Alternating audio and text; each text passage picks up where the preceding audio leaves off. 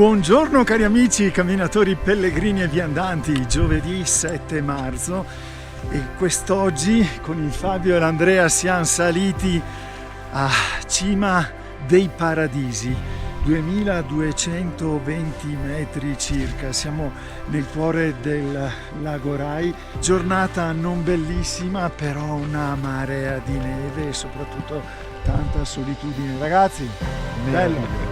Meraviglioso caro Dario. Sta un po' nevicando, comunque qui fa freddo, giù a Refavaille è un po' più viginava, ma siamo riusciti a salire in tutta tranquillità. Peccato per il panorama, pensavamo un po' più aperto, in realtà si può vedere verso nord, non tanto verso Cima d'Asta.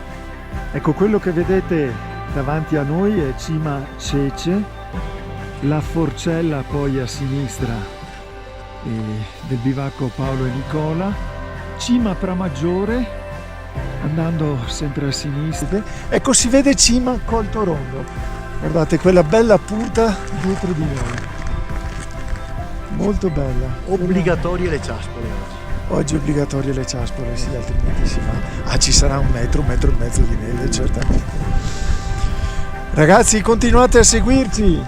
Ciao, grazie. Da Cima dei Paradisi, alla prossima. Ciao, ciao.